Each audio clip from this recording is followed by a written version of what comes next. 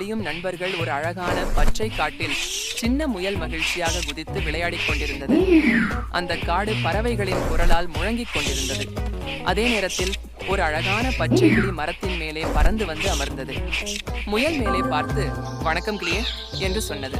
கிளியும் சிரித்துக்கொண்டு, "வணக்கம் முயலே, நீ இங்கேதான் வாழ்கிறாயா?" என்று கேட்டது. அந்த ஒரு உரையாடலில் இருந்து அவர்கள் இருவருக்கும் பெரிய நட்பு ஆரம்பமானது. அன்றிலிருந்து தினமும் முயலும் கிளியும் சேர்ந்து விளையாடினர். குளத்துக்கரையில் ஓடி குதித்து மகிழ்ந்தனர். மரத்திலிருந்து பழங்களை எடுத்து பகிர்ந்து சாப்பிட்டனர். ஒருவருக்கொருவர் சிரித்து பாடி மகிழ்ந்தனர். ஒரு நாள் பெரிய மழை பெய்ய ஆரம்பித்தது. காற்று பெரிதாக வீசத் தொடங்கியது. கிளி பறக்க முடியாமல் ஒரு மரத்தின் கீழ் பதுங்கிக் கொண்டது. அதை பார்த்த முயல் உடனே ஓடி வந்து, "வா கிளியே, என் குடிலில் இருக்கலாம், வெளியே மழை அதிகம்" என்று கூறியது. கிளி மகிழ்ச்சியுடன் முயலின் குடிலுக்குள் சென்றது. இருவரும் அந்த மழைக்கால இரவை ஒன்றாக கடந்து சென்றனர்.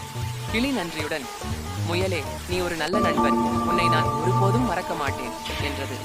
முயலும் சிரித்து, "நாமும் என்றென்றும் நண்பர்கள்தான்" என்று சொன்னது. அடுத்த நாள் காலை சூரியன் ஒளிர்ந்த போது காடு மீண்டும் அழகாக மாறியது. முயலும் கிளியும் சேர்ந்து குளத்தருகே ஓடினார்கள். மலர்களை கண்டு மகிழ்ந்தனர். புது நாள் சந்தோஷமாக தொடங்கியது.